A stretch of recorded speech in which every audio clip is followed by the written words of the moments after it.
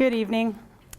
Climate change and the associated impact on coastal areas has become one of the most compelling conservation challenges of our time. This is a subject that's been of great interest to me for many years and is the driving force behind the research that I'm going to share with you tonight. The goal of my project was to conduct a spatial and temporal analysis of the barrier islands of Mississippi and southeastern Louisiana between 1992 and 2014 by quantifying the change in land surface area above water for each island and then assessing the changes in island habitats for one island that represented the region. This is an outline of what I'm going to cover tonight. I'm going to introduce my study area to you. I'm going to define some key terms and identify the problem in the central Gulf Coast. I'm going to give you some background on barrier islands, their role, and the habitats that make them up. I'm going to then provide you with some information about the data and the methods that I use to conduct this project. I'll discuss with you my results and the conclusions that I reached, and then we'll have time for some questions at the end.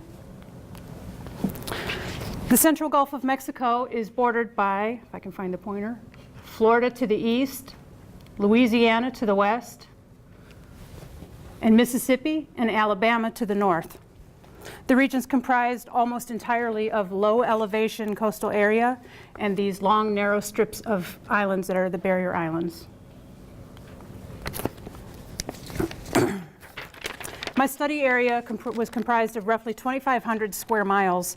I looked at 9 islands or chains of islands in the area that are owned and managed by 3 different state and federal agencies.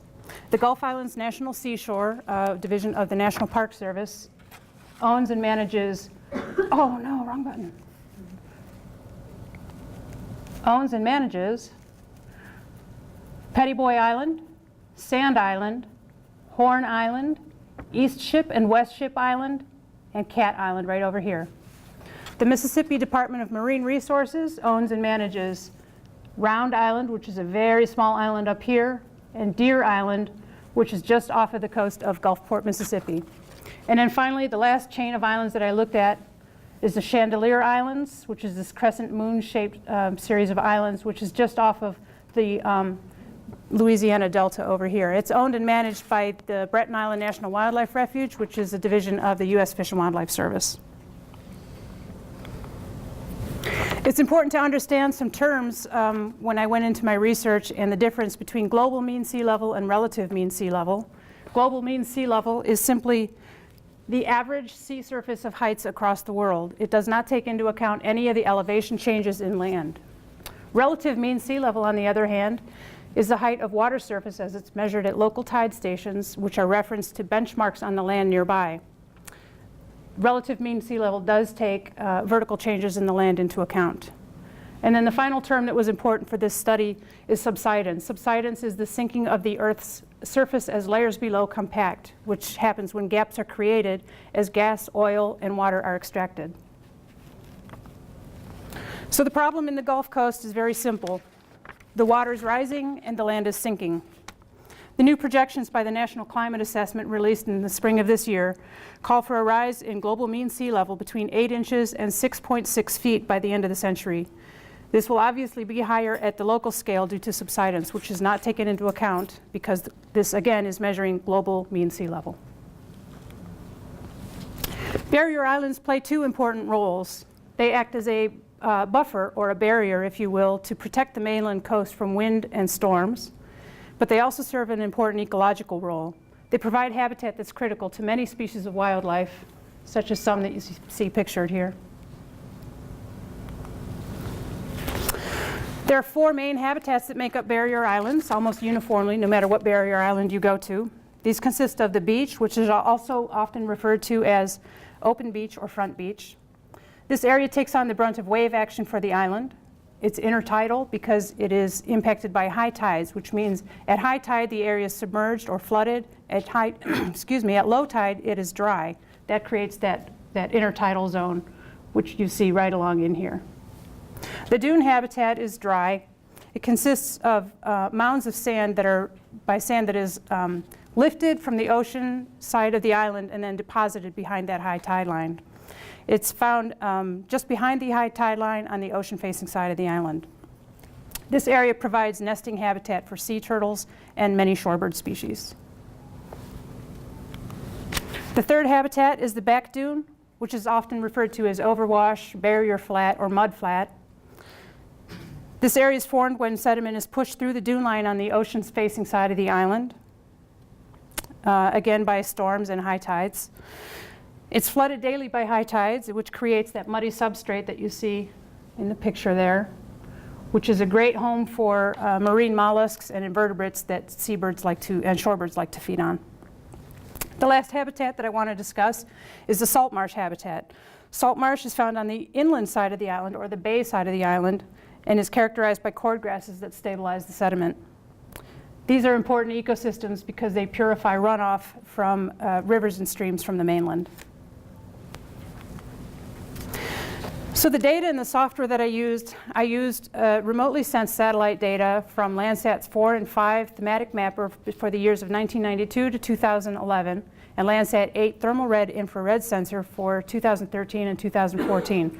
All of the satellite data had a 30-meter resolution, so it made comparison, spatial and temporal comparison, pretty much seamless across the board. I used level 1 imagery that had no atmospheric correction because that was recommended in the research that I did. That was the recommended practice for coastal areas. But I did use the climate data record surface reflectance layer to help with some island delineation that I did for 1992 to 2011. I georeferenced the satellite data with National Agriculture Imagery Program, or NAPE imagery. The software that I used was ERDAS Imagine, just briefly for a moment to work with some of the satellite data as I brought it in.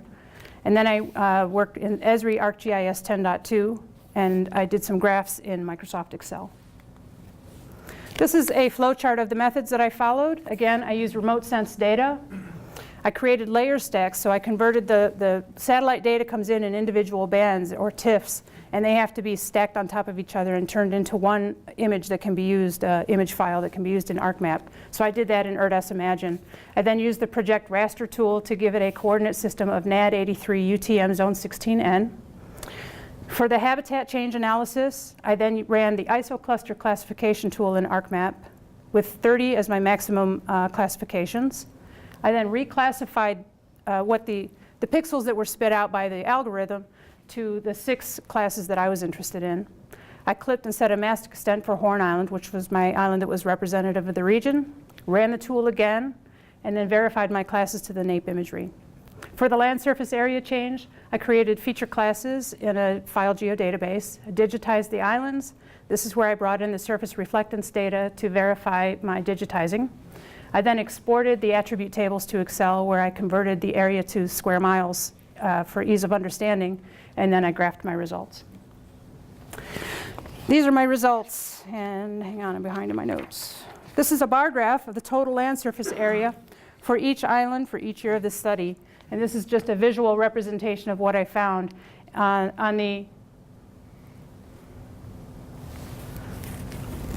this axis, you can see the square miles for each island, and on the bottom are each island by name. Each year of the study is represented by a different color in the graph. And so it's obvious, you can see, this is the Chandelier Islands, and they lost significant, each year at the beginning of this study, they lost huge chunks of land. This is a chart that demonstrates the change in area measurements between years of the study for each island. What I want to bring to your attention here is this column on the end. Oh, man. It's too close.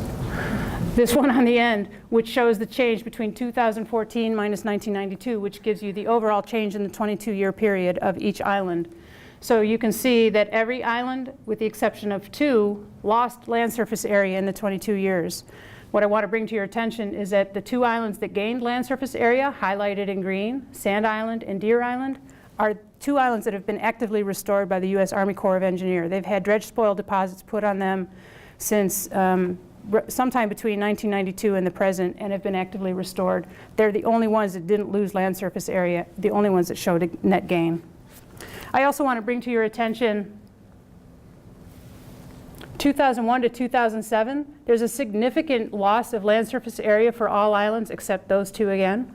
And if you'll remember, in 2005, Hurricane Katrina rolled into this region and had a devastating impact on the entire coastal area, but especially on these barrier islands.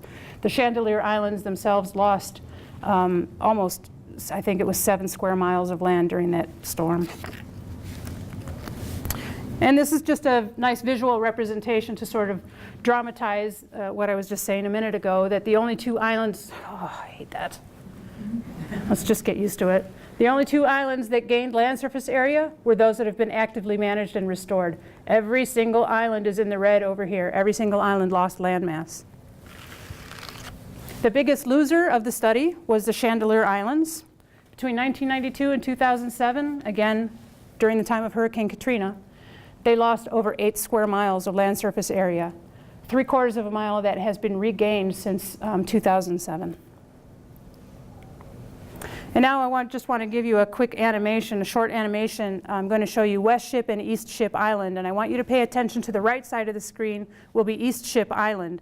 That island lost significant landmass. You'll see it shrink. West Ship Island, which sits right next to it, doesn't really lose much landmass, but you'll watch it do what we call rollover, where the island actually migrates and moves backwards towards the inland.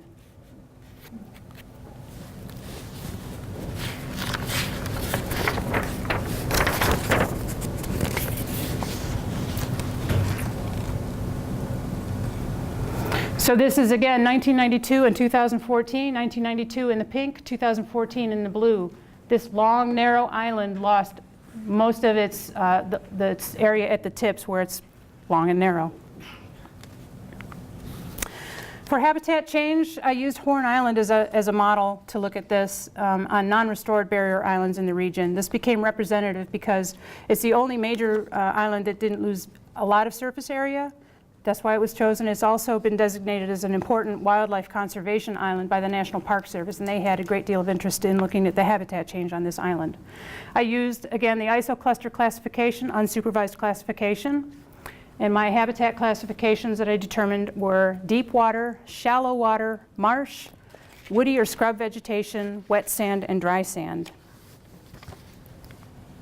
And the results are 1992 is shown here on the top, and this is the mask extent that I was talking about that I set, and in 2014 is on the bottom. Specifically, the island tips, even though this island didn't lose a lot of land, what it did lose was at the tips. There was a conversion from dry to wet sand habitat that you can see there. This indicates a loss of nesting habitat for colonial seabirds that like to use vast expanses of dry, sandy area at the tips of these islands for nesting. There was a conversion from dry to wet sand on the front beach portion of the island. This demonstrates an increase in the front beach or intertidal habitat, thereby affecting the dunes, which fell behind. So the dunes would have fallen right along behind here. And there's a little, it's probably hard to see from there, but there's been a conversion from the dry sand classification to wet sand classification, which leads me to believe that there's more tidal inundation happening here. The dunes perhaps are getting flattened out. I didn't look at elevation in this study, but obviously we have some habitat loss going on in the dunes.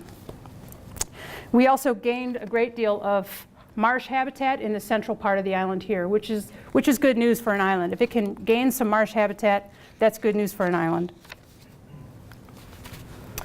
My conclusions from this study are that barrier islands in the central Gulf Coast are losing land surface area, plain and simple. As the surface area is lost, habitats are changing.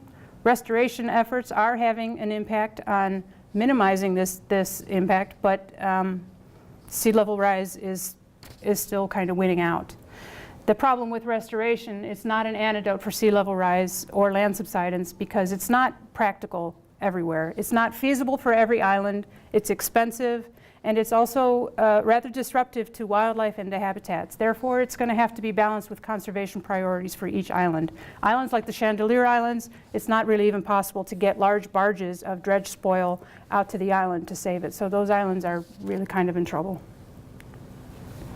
So just to restate, I looked at the spatial and temporal analysis of the barrier islands of the Gulf Coast region, the central Gulf Coast region, between 1992 and 2014 by quantifying the changes in land surface area and analyzing the changes in island habitats for a representative island.